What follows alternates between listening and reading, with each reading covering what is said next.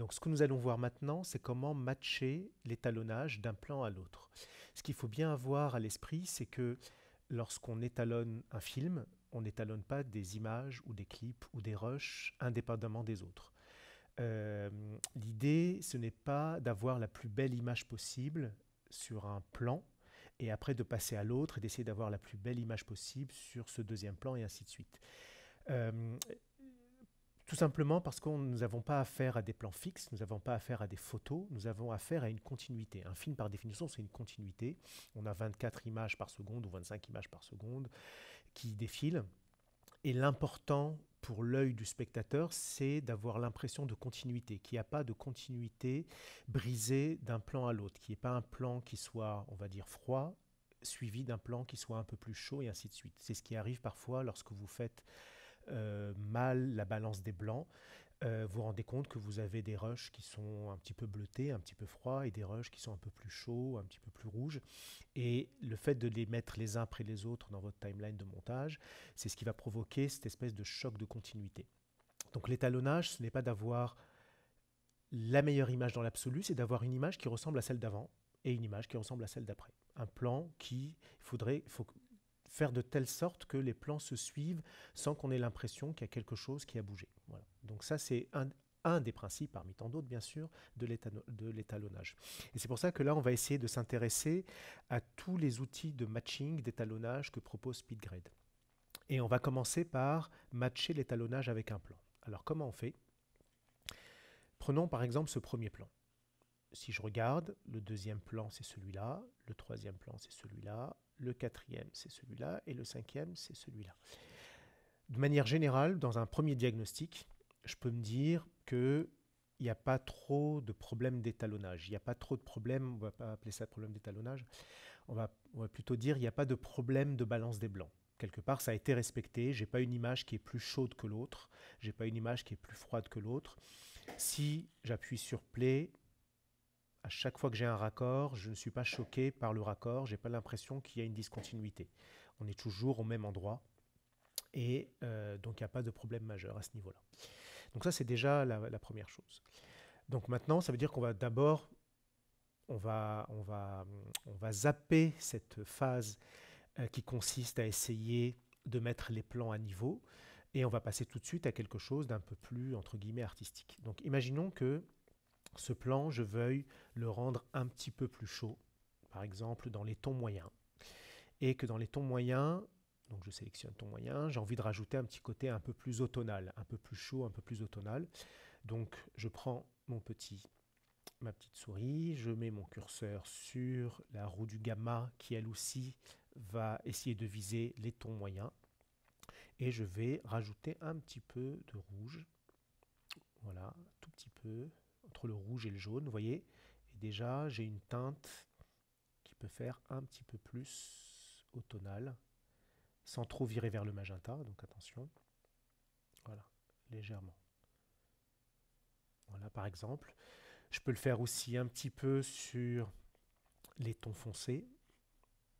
Donc là, je vais utiliser ton foncé, et pour être sûr que je suis vraiment que dans les zones sombres, je me mets dans le décalage. Vous voyez là, quand je rajoute, c'est les ombres qui se teintent un petit peu de rouge.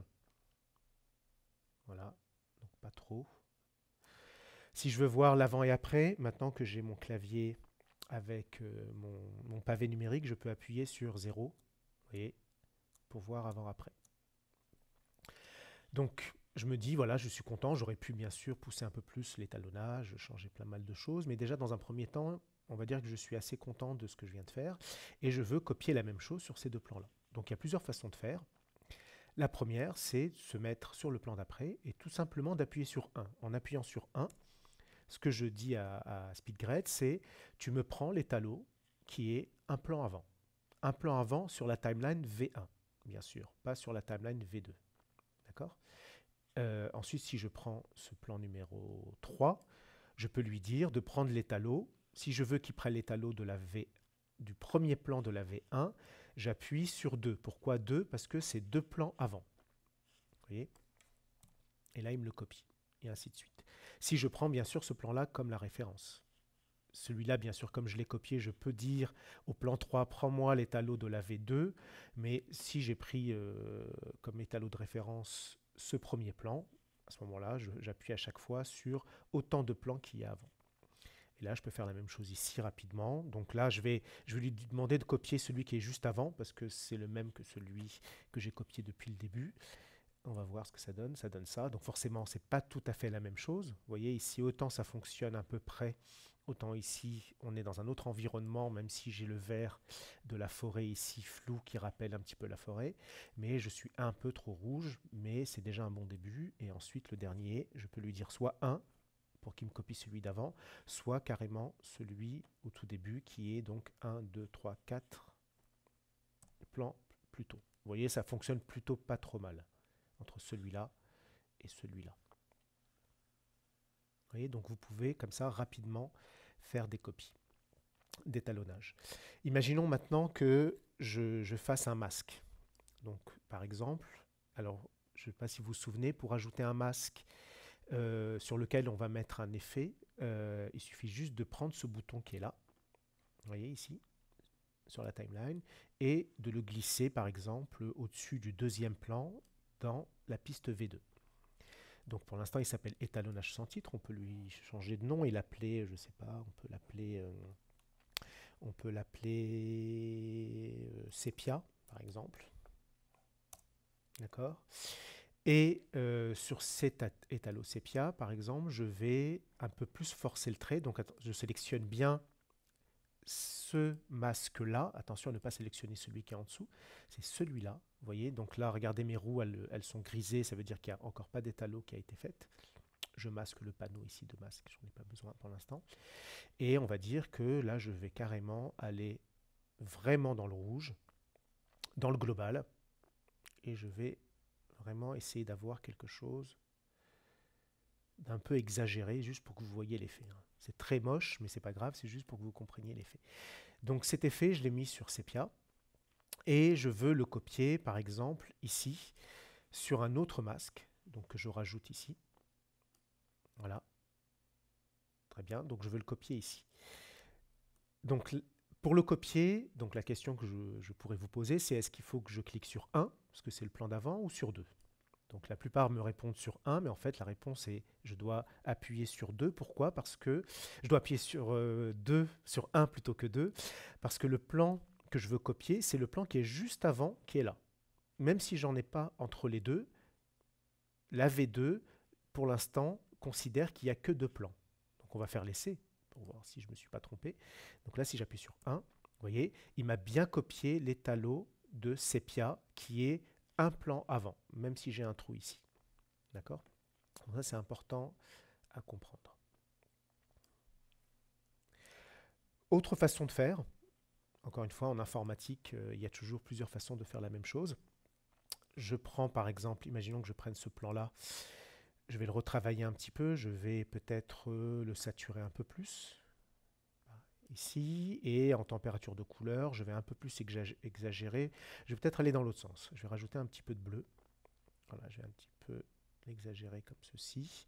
Ah oui, là je suis dans les tons foncés depuis tout à l'heure, donc je remets tout ça à 0. Vous voyez, juste en cliquant sur les petits rectangles, je vais aller dans Global, et je vais faire ça de manière plus globale. Voilà, donc je vais refroidir, donc je fais un peu l'inverse de ce que j'ai fait jusqu'à maintenant, mais juste pour que vous voyez comment on fait. Et donc j'ai une nouvelle étalot sur mon premier plan. Donc là, je viens de faire un étalonnage un petit peu exagéré sur le premier plan. Vous voyez ici. Et je veux l'appliquer tel quel sur ce plan-là. Donc tout à l'heure, j'avais appuyé sur 2 pour dire, ou sur 1 pour dire que j'allais copier l'étalot qui est le plan d'avant ou le plan d'avant d'avant, donc 1 ou 2. Et là, ce que je vais faire, c'est tout simplement mettre le curseur sur le plan que je vais changer, donc celui-là, et mettre la souris sur le clip à copier, comme ici, et j'appuie juste sur C, et voilà, il me le copie. Donc je vais le refaire, donc je recommence. Donc là, j'ai fait un étalonnage un petit peu exagéré. Je me mets sur ce plan-là, sur lequel je veux faire ma copie. Je mets le curseur sur le plan sur lequel je veux copier les choses, à partir desquels je veux copier les choses, et j'appuie sur la la touche C et ça me fait la copie. Donc voilà, plusieurs façons donc de pouvoir matcher l'étalonnage avec un autre plan sur la timeline.